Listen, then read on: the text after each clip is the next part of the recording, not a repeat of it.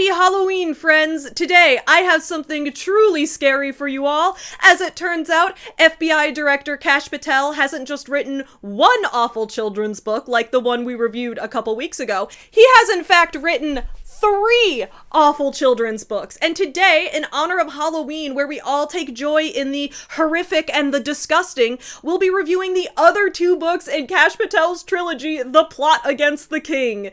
At the start of October, I reviewed Kash Patel's first children's book, The Plot Against the King. I will link that video in the description below so you can check it out, but in case you just want to stay on this video for the time being, here's a quick summary of it. So, Kash Patel took the story of the 2016 presidential election in the US and the subsequent investigation into whether or not Russia interfered with said election, and he turned the story into a children's book set in like medieval Europe with wizards and potions and kings and knights and such. Donald Trump was running for king of the local kingdom, and he wanted to make the kingdom great again. How did he plan to make the kingdom great again? No idea. The book never once mentions what any of his plans are. He's running against Hillary Clinton, and when he wins the election, the local heralds start questioning the legitimacy of the election, which he calls fake heralds. Then Kash the Distinguished Discoverer, who in this book is a wizard, he leads an investigation where he discovers that King Donald was the rightful ruler of the kingdom all along, and then everyone has a big meal while the everyday people of the kingdom are completely forgotten about. At the end of that video, I mentioned that I thought it would be difficult to find a worse book than the one I just read, and I'm currently, as I've said, in the process of reading Empress Teresa to review next month, so I was like, that's gonna be a tight race because, wow, The Plot Against the King was awful in every way. I can't imagine even Empress Teresa being worse. And when I say this book was truly awful, I don't just mean in that it's unhinged propaganda for children, but also because it makes no sense. The writing is unclear, it's full of mistakes, and it's just rambling nonsense mixed in with a little bit of self-insert wizard fanfic. I wasn't sure any book could possibly beat out The Plot Against the King for the high honor of worst book I've ever read. What I didn't expect was Kash Patel to be the one to, for lack of a better term, dethrone his first book, because there are 2 more books in this trilogy, and y'all, I thought the first book was bad. Oh my god! That book was straight up charming and whimsical compared to these other 2 collections of word salad. So let's do it. Let's break down 2 even worse books today. Happy Halloween, let's go. My Booty Hole Brown. Mr. Hyde rearing his ugly bisexual head. Oh my god. Time and place. And you did it at my birthday dinner. That was a short phase. Hey everyone, I'm Savvy and welcome back to my channel, Savvy Writes Books. On this channel, we do book reviews, discussions of literature, the book publishing world, book community drama, and also like movie reviews, media analysis, and video essays and things like that. So if you're interested in those type of videos, please don't forget to subscribe because I put out those type of videos every couple weeks. Before we break down these books, I want to thank my Patreon supporters. Patreon supporters' names are up on the screen. If you are interested in getting bits of like blog posts, behind the scenes stuff, occasionally bonus reaction videos and things like that, you can check out my Patreon page as well. And don't forget to look in the description below where my $5 a month and up Patreon supporters have the option to link their own causes, small businesses, art stores, whatever it is that they'd like to promote. So go ahead and check them out as well. Before we break down these books in full, we have a quick word from today's sponsor, Pair Eyewear. If you couldn't tell, I'm wearing glasses right now, and they look really, really cute on me. Honestly, I think I look adorable. These glasses that I'm currently wearing come from Pair Eyewear, the sponsor of today's video, and in fact, I've been loving these glasses so much that my husband, Tyler, decided he wanted a pair as well, so now he also has glasses from Pair Eyewear. What makes these glasses special is that they have magnetic toppers that you can put on top of your base frames, which allow you to turn your prescription glasses into prescription sunglasses without having to carry around multiple different pairs of glasses. And because Pair Eyewear offers so many different sun top styles with one pair of glasses, you can create so many different sunglass looks. What's really fun is that Tyler and I both ended up getting the Murphy style for our base frames. So I got mine in clear and he got his in black, but they're the same base frame style and shape. So now we can share our sun tops. We have wildly different glasses prescriptions, so we've never been able to share sunglasses before, but now we can, and I think that's so fun. If you're interested in trying Pair Eyewear for yourself, click on that QR code on my screen or head into the link in my description below where you can get 15% off on your first pair. Oh, also one other thing, now that I have so many different sun tops for the same pair of glasses, I'm considering taking some of these and like gluing beads on top of them to customize them even further. What do you guys think about that? I'm curious. I have so many letter beads and so many fun different shape and color beads from making bracelets, so I'd love to have some pairs of prescription sunglasses that like say my name or something like that. I don't know. I'm looking to decorate the sun tops more and then keep some of the other ones as is. That way I have a bigger variety. What do you guys think I should make my sunglasses say? I'm curious. Just let me know if you have suggestions in the comments below, because I think that would be really fun. Anyway, a big thank you to Pair Eyewear for sponsoring today's video and providing me with endless styles of glasses and sunglasses that I can wear. And don't forget, if you're interested in trying Pair Eyewear for your own glasses, use that QR code on my screen or the link in my description below, where you can get 15% off on your first pair of glasses. Thank you to Pair Eyewear for sponsoring this video. Now, let's get into the details of our book review. Okay, I'm gonna be real with you guys. I didn't script the rest of this video. I was reading through these books and they were so unhinged that I was like, am I just gonna like script out my thoughts on every line? Like, no, I'm gonna see the glaring issues every single time I open this book. So this is like I have read through them once, but this is also a live reaction because these books are so unhinged that I was like, I can't even script this shit. Okay, so we're gonna start now with book 2, The Plot Against the King 2, 2,000 Mules. We'll get into the title in a second. First thing I notice is that this book has a glossy finish. The first book in the series has a matte finish, and so does the third book in the series. The second book is the only one to have a glossy finish. I don't think that was an intentional choice so much as when they were printing a small run of these books, Brave Books, who's obviously the publisher of these, probably just checked the wrong box for this book and didn't notice because they don't care about brand consistency. Second thing we notice in terms of not caring about brand consistency is that the art is done by a different artist for this book and the third book. The first book has one artist, and then books 2 and 3 have a different artist. I'm wondering if the artist from book 1 just like got fed up with Kash Patel and Brave Books, because the art for book 1 is honestly better in my opinion, but these two books have worse art. And they're also worse books. Like, if you can believe it, get ready for this. So when I reviewed the first one of the things I talked about was the fact that a lot of these politically motivated books are not actually for kids. They're for parents who want to virtue signal their loyalty to whatever political cult they're currently involved in. And they actually provide no real entertainment or educational value for children.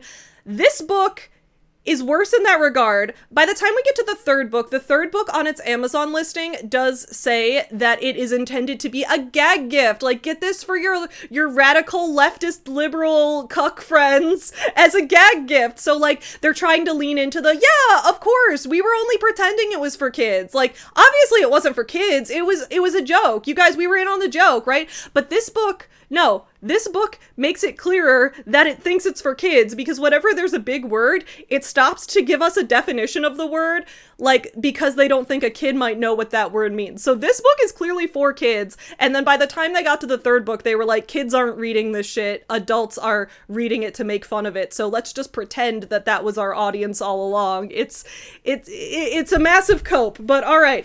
So let's read The Plot Against the King 2, 2,000 Mules. Now, if you are involved in the conspiracy theory sphere at all, you may recognize 2,000 Mules as the conspiracy theory of the fact that Donald Trump secretly won the 2020 election. For all of my fellow Americans, to remember 2020, right? All right, Donald Trump versus Joe Biden in the election. A lot of Americans were like, well, it turns out Donald Trump did an absolute shit job handling the massive COVID pandemic that killed hundreds of thousands of Americans, so maybe we won't vote for him the second time around. Joe Biden wins the election.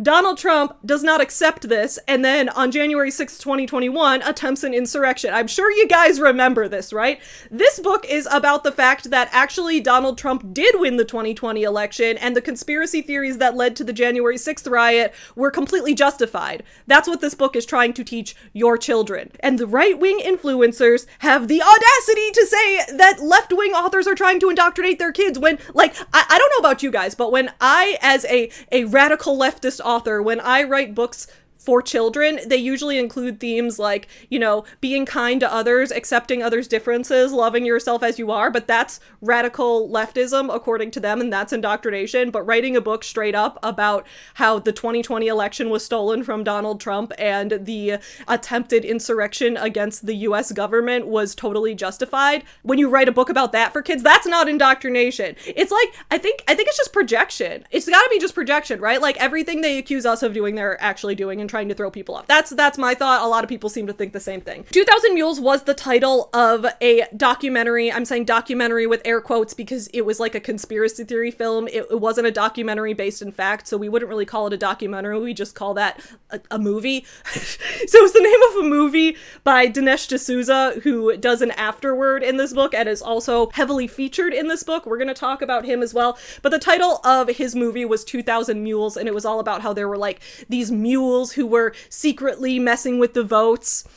In this book, it's literal mules because it's a children's book. So let's open it up and give it a read. All right. So if you remember where we were at the end of the first book, it had been proven that Russionia, who is another kingdom that cheats at jousting tournaments, that they never really stole the election, and that Hillary Queenton was the loser, and that the Merchant Donald, who they sometimes call Sir Trump and sometimes call the Merchant Donald, he was the rightful king of the kingdom. So now let's head into book 2. The land of the free was a hubbub of busyness. Another choosing day was on its way, and everyone had a lot to do before it arrived. The current king, King Donald, was traveling all around his kingdom, giving speeches to enormous crowds of his loving people and asking them to keep the kingdom great by choosing him again. We still have no idea as to how he made the kingdom great, or how he made the kingdom great again. The first book never showed how the kingdom was better in the past and how things had gotten bad and what King Donald planned to do to fix it, nor at the end did it say what King Donald did to fix it. But no, we just need to accept that he is keeping the kingdom great just by existing without ever knowing what it is that's so great about this kingdom. I'm sure nobody's gonna have questions about that. Donald's opponent, Joe, spent most of his time in his mansion's basement, and when he gave speeches, nobody came. It was pathetic. Pathetic means he gave such bad speeches that people felt sorry for him. Poor Joe, it looked like he had no idea how to be a king, certainly not like King Donald did. All right, this is starting to sound less like the previous book. People were like, did Kash Patel really write that, or did ChatGPT write that? This book is feeling less like Kash Patel wrote it or like ChatGPT wrote it, and more like Donald Trump tweeted it. Like, this book sounds like Trump tweets. Like, it was pathetic. Nobody came to Sleepy Joe's speeches. Poor Joe. He had no idea how to be a king. Not like King Donald, who was the best king. Like, this sounds like Trump's ramblings. I think a lot of people's theory about this book was that Kash Patel wrote this series as a way to suck Trump's tiny little micro penis even harder so that he could get a position in his cabinet, and it seemed to work. Because toward the back of the book, there's a picture of Kash Patel and Donald Trump standing posing with these books. So I guess it worked. All you gotta do is like suck Trump's tiny little dick to feed his massive ego, and you get whatever you want. That's what we've learned from this. Also, I love how they made Kamala Harris a white woman. Why did they make Kamala Harris white in the art? What the fuck? All the people were getting ready to go to the choosing boxes and choose who they wanted to be the next king. Dinesh and Debbie, curious candlestick makers, hung up their candlestick making aprons and headed to the city, excited to vote. Alright, so Dinesh D'Souza and his wife Debbie are, in this book, portrayed as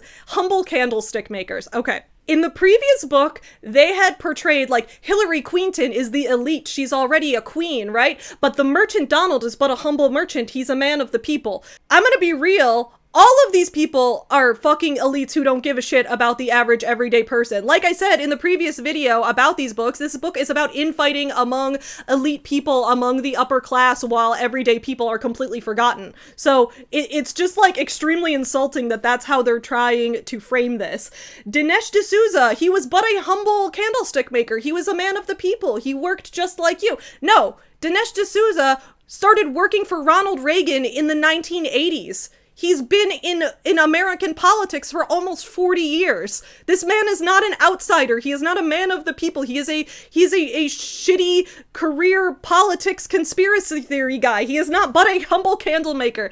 I'm guessing that's meant to be like symbolic in a way that like, oh, he makes the candles because he sheds light on the truth.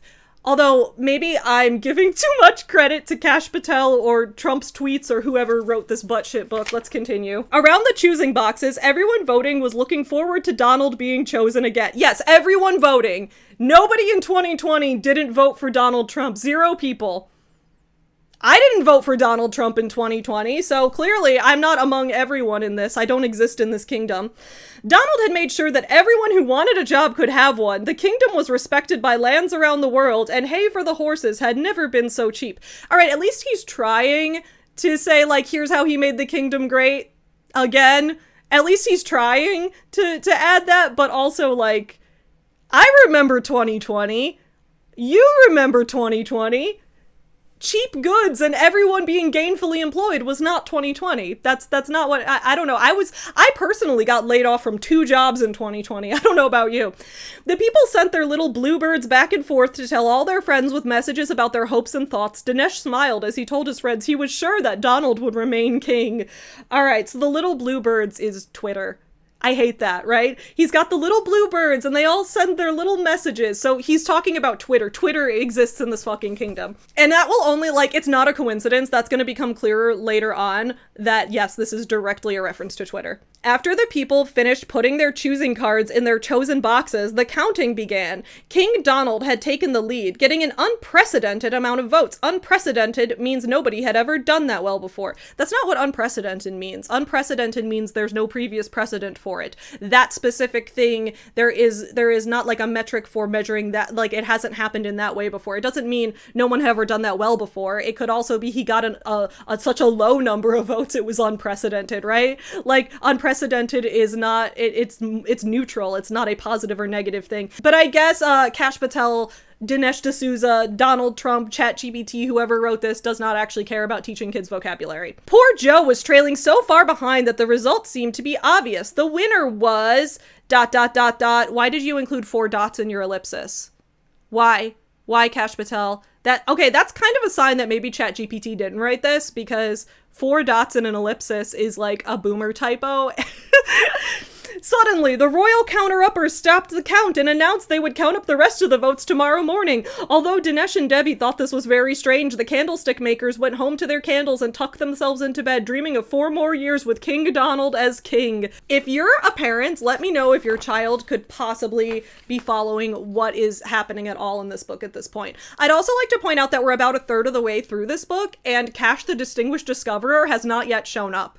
Remember how in the previous video I talked about how I think it's hilarious that even in Kash Patel's own self-insert wizard fanfic, he's still not the main character. He's still subservient to Donald Trump in every way, and that's even in his own fantasy version of himself, he's still not the main guy. We're over a third of the way through this book, and Kash the Distinguished Discoverer, the wizard who can uncover every plot, has not yet shown up in this book, and he's going to be in this book. He just plays such a small part, and I love knowing that Kash Patel's self-esteem is that low. I think that's wonderful. That's the best Halloween treat. It's sweeter than Halloween candy. The next morning, they rose with the sun and walked to the city, but when they got there, the streets were putrid. Putrid means they stunk really, really badly. At least that's, like, the correct definition of putrid. So, anyway, it's gross because, the mules, the 2,000 mules, have taken massive dumps all over the street. There's just mule poop covering the streets and everything stinks really bad. At the castle, the counter-uppers had already finished counting. They had changed their minds and finished their job in the middle of the night. Now the heralds were proclaiming their findings. Joe won! Joe won, they sang. All hail King Joe. I did it. I mean, we did it, Joe exclaimed. Kama-la-la-la. Kama-la-la-la. Joe's right-hand woman. Am I missing something? Why is she called Kama-la-la-la? Like, her name is Kamala. And, like, normally the names are like, okay, Hillary Queenton at least was a good pun in that it's like she was running for queen and it sounded kind of like her name. What is Kama-la-la-la? Like, am I missing a reference? You guys can let me know in the comments below if something's just, like, going over my head, but, like, that name smells like burnt toast. Dinesh sighed. He had very much hoped King Donald would win. Yeah, sucks to suck. I very much hoped King Donald would never win even once, and yet here we are in 2025, and I'm living my life in absolute hell. It's your turn, Dinesh. But no, I guess Dinesh, if anything goes not the way he likes it, he, the humble candlestick maker, needs gets to shine the light on what he thinks is the truth. But if Joe was chosen square and fair, then Dinesh and Debbie would bow to their new king and choose to have a cheerful heart. That is not what happens. That is not what happens. I love that they're framing it this way for kids, because when I say I love, I mean that sarcastically. They're outright lying to children and being like, well, Dinesh D'Souza in 2020 will respect whoever won fair and square. He will respect whoever won. Then why did he go on to make an entire conspiracy theory documentary and push this narrative that he's still pushing now to children? It sounds like you did the exact opposite of accepting who won the election. Something smells, cried the people. Is choosing day under attack? The counter-upper said that 147,000 people voted, but there were only 100,000 people in the land. This is very suspicious, said Donald's friend Kash the Distinguished Discoverer. All right, so we're about halfway, maybe a little over halfway through the book, when Kash the Distinguished Discoverer finally shows up. It does not mention that he is a wizard, or anything like that, but he is wearing his wizard outfit, so I guess we can see it in the illustration. Nope, cried the heralds, who all still hated King Donald. Nothing is wrong, they said, and they blew their horns so loud that nobody could hear what the people had to say. I'm sorry, Kash Patel. I'm sorry. You are the one saying that it is Trump's detractors who don't want to listen to what the people have to say when you are defending Trump in his intentional, like, shutting down of free speech, trying to completely wipe his ass with the Constitution every single day. And they're doing it to children. They're educating children with this. I'm appalled. What happened to let kids be kids? Let kids be kids, Kash. Don't indoctrinate them with this bullshit. Don't try to turn them into little conspiracy theorists when they're 3 years old. What is wrong with you? Donald, of course, was sending bluebirds out to deliver messages to the people saying choosing day was rigged. Stinky Joe has been king for less than a day and the city already smells like dung. We need to right this wrong.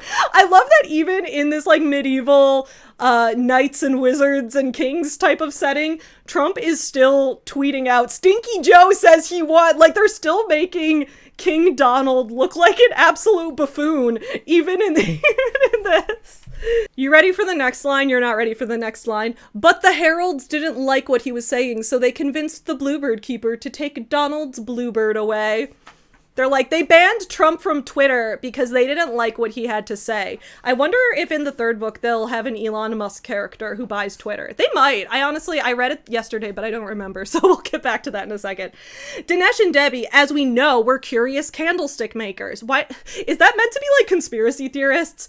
They're curious. They want to find the truth and shed the light on it. Ooh.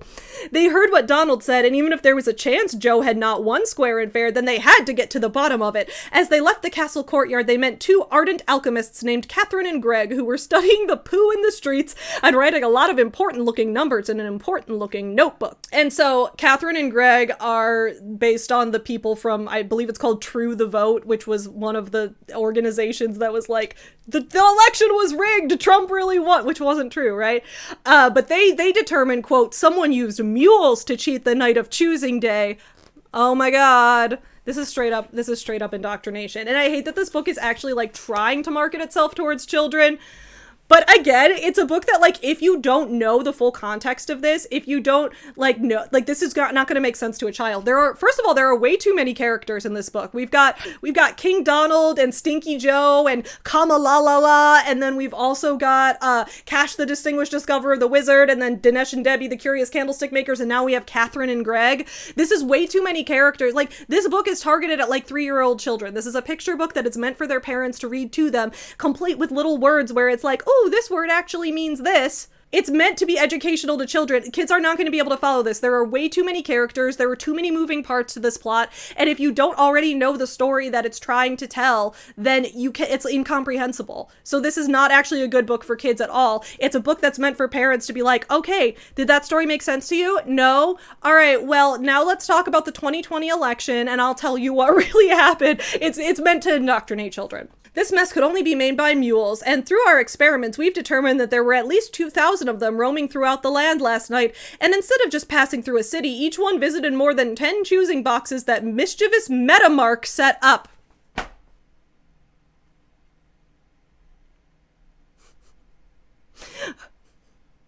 Mischievous Metamark.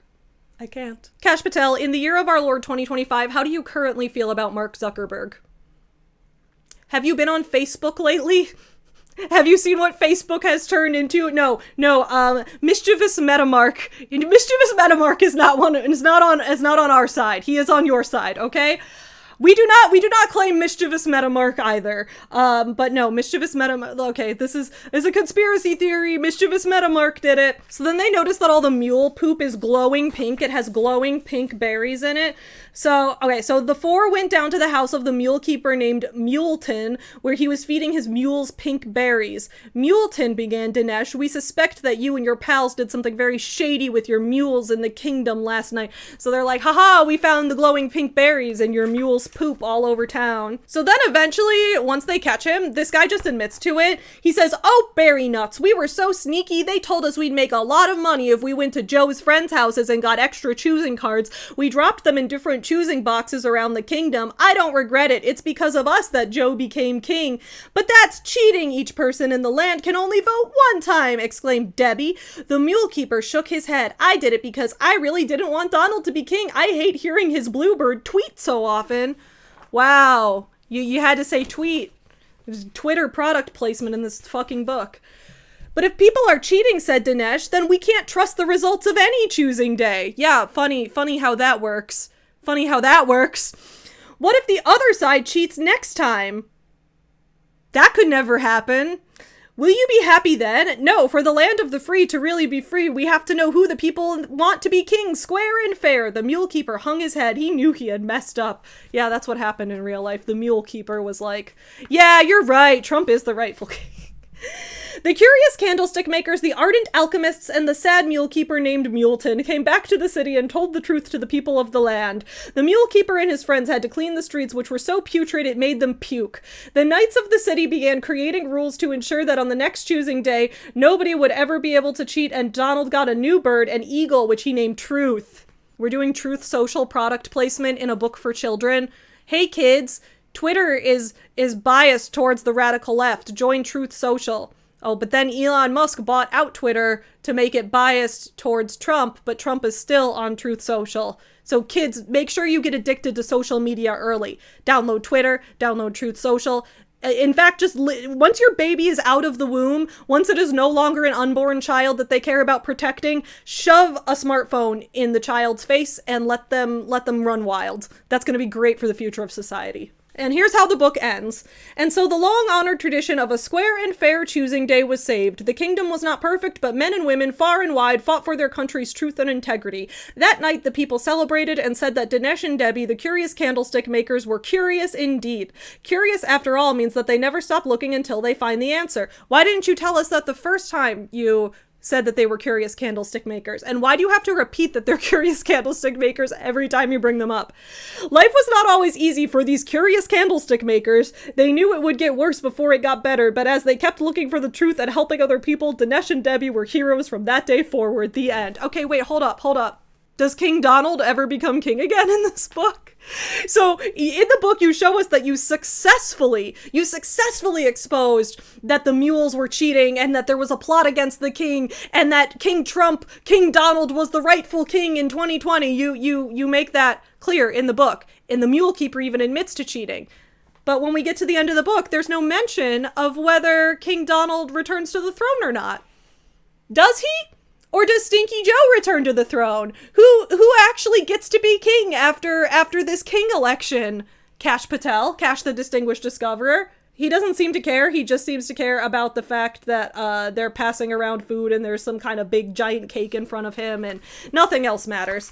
The book ends with a letter that Dinesh D'Souza writes to your children. Do you want Dinesh D'Souza writing letters to your children? Well, here he does it at the end of this book. Dear citizen, the first book in this series, The Plot Against the King, shared the truth about Russiagate, the plot to take down our 45th president. Despite this 4-year-long lie, Donald Trump was on his way to re-election in 2020, something his enemies would never willingly allow. We allowed it. We allowed him to run. He lost. He was allowed to run, dude. He lost. On election night 2020, Trump appeared to have secured the victory. No, he didn't. Until several key states stopped counting votes, Americans awoke to find that Joe Biden had taken a slim lead in 5 states. I'm not even going to read this because it's a mess. It's just constant, like, he's just lying to your children. But I gotta read the last part.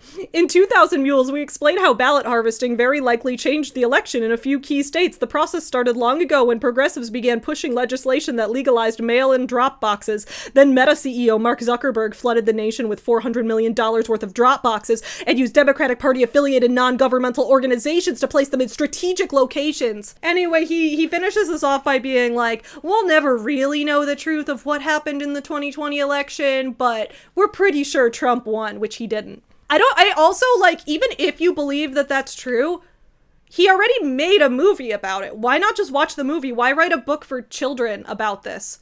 Why for children? That's what I'm not getting. There are too many characters, there are too many allegories, there are too many things that the mind of a kid who has not yet learned to read, who is still learning how to identify which letters make which sounds, there's too much here. And I just think it's wild that it's like, okay, at the end of the book, Donald does not return to his position as king. Well, I guess from Kash Patel's position, he couldn't have done that because that's not what really happened. Does Kash Patel realize he could have just said nothing?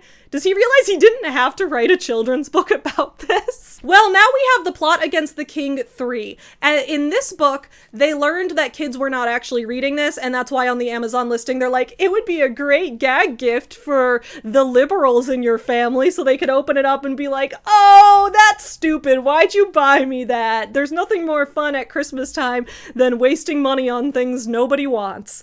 So the plot against the king 3 is called The Return of the King. Naming the third book in your trilogy The Return of the King. That's very original, Kash the Distinguished Discoverer. Where did you discover the idea to use The Return of the King as the name for the third book in your trilogy? You definitely didn't discover it in your own mind, Kash Patel. At least they're saying it's for adults, because like when I said the previous book smelled like burnt toast, this book smells like the toast is on fire, okay? This book is like, this is word salad. This is worse than word salad. I don't even know what to call this. This is the stuff that people yell on street corners that make concerned citizens turn their heads. Okay, you ready? The land of the free was in terrible shape, and all hope seemed to be lost as the self-proclaimed Baron von Biden's carriage passed through the village streets. Who the fuck is Baron von Biden? In the previous book, we learned that the guy who beat out King Donald, whether legally or not, according to the book, the guy who won the king election was named Stinky Joe. So who is Baron von Biden? Why is he a baron? Why don't you just call him Stinky Joe again? I'm so confused. Again, it's another example of how if you don't actually have the parallels in your head for what this book is about, it doesn't make sense, because you'd be like, who the fuck is Baron von Biden? You have to know that the guy they were talking about before was Joe Biden. They never call him Biden in the previous book. They just call him Stinky Joe or King Trump's opponent Joe. They never give him a last name, but now he's Baron von Biden. Okay. Where are all my loyal subjects? The Baron asked. Choosing day is coming up. Don't they want to vote for me? They have all moved away, said assistant to the Baron, Kama-la-la-la. No one can afford to live in the village anymore, and people want King Donald back anyway. If you say so. Says who? Asked the Baron.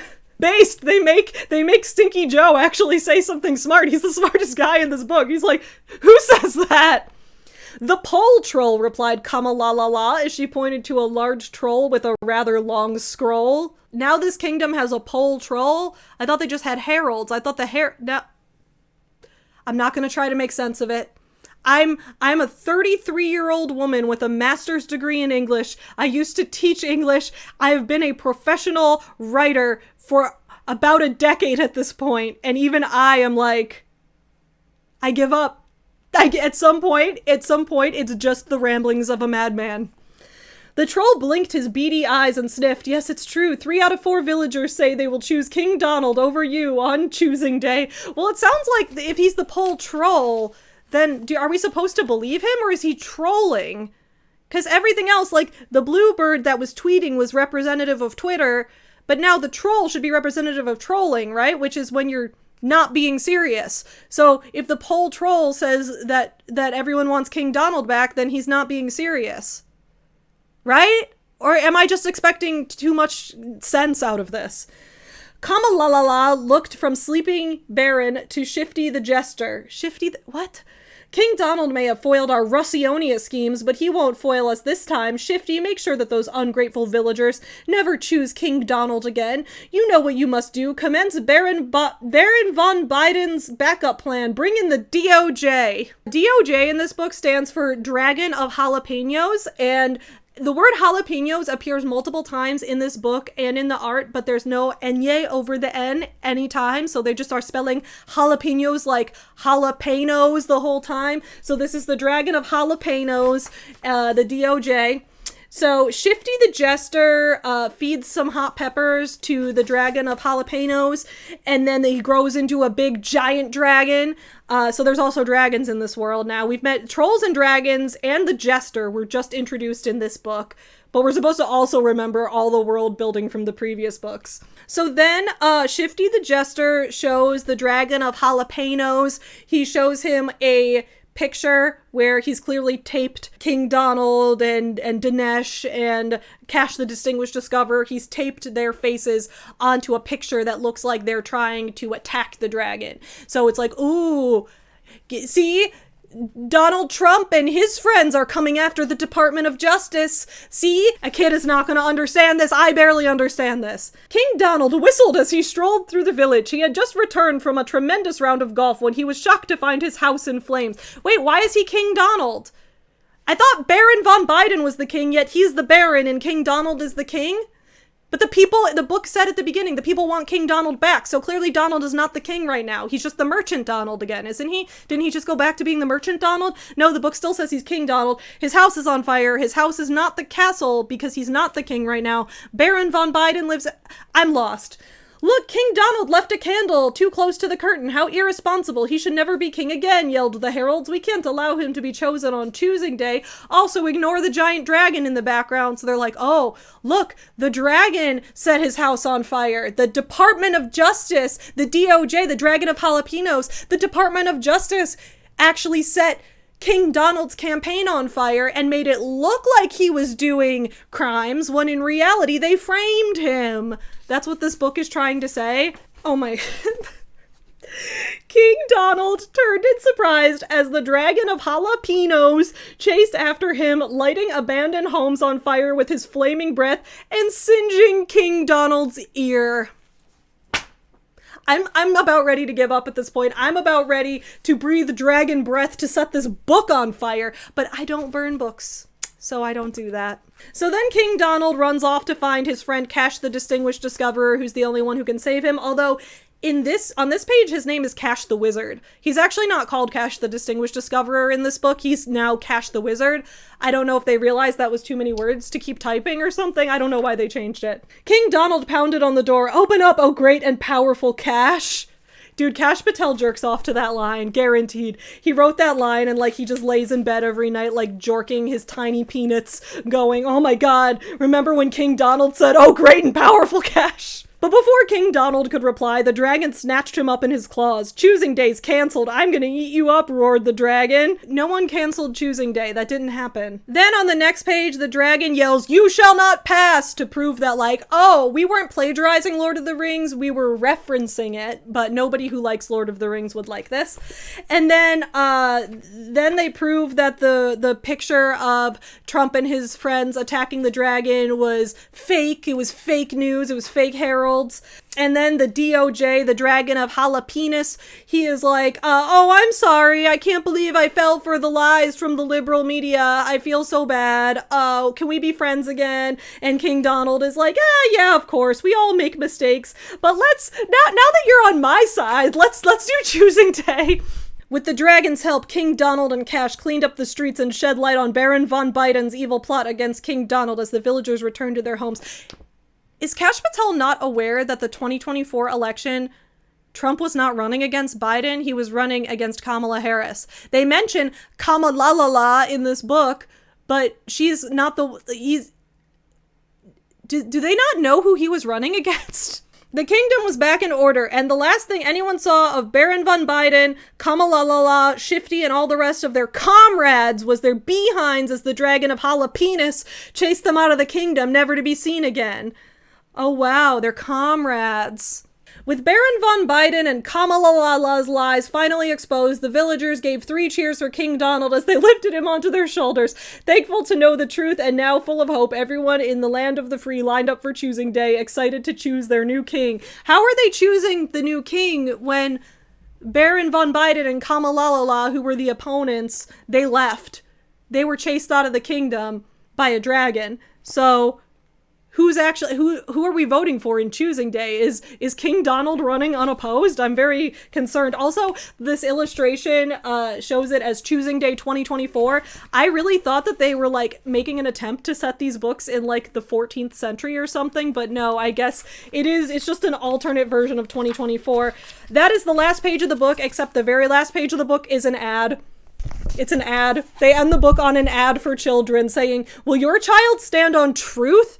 And then if you use the promo code CASH, you can get the first book in the Brave Books Freedom Island series for free. Advertising to children in a book that you sell them like this, I believe is an FTC violation, but I guess King Donald owns all the federal departments of everything now, so who the fuck cares? It's not anything anymore. So that was the rest of Kash the Distinguished Discoverer's trilogy on the plot against the king, on King Donald Trump and his ruling of the kingdom. I feel stupider after reading those books. I feel like those books took away some of my critical analysis ability, which is definitely why you should never read them to your kids. But I'm curious your guys' thoughts in the comments below. I will say, in terms of these books, the third book was by far the worst because it was just nonsense. The second book was the second worst. The first book was bad, but at least it was like funny bad in the sense that it was like, oh, Kash, you think you're a wizard, don't you, buddy? That's cute. Like, these are just like, what the fuck? Like, I don't know how people came up with that. Anyway, those books suck. Let me know your thoughts in the comments below. I will be back in a couple weeks with more book reviews for you guys. I believe Empress Teresa is next, so get pumped. We'll be able to do another ranking. I hope you're having a good Halloween, or if you're watching this after it came out, I hope you're having a good Hallow-weekend, or if you're watching it after that, I hope you're having a good fall, a good autumn. It's finally autism, friends. I will see you again soon. In the meantime, let kids be kids. Don't read them slop. Read them good books. Bye! My coochie pink, my booty hole brown.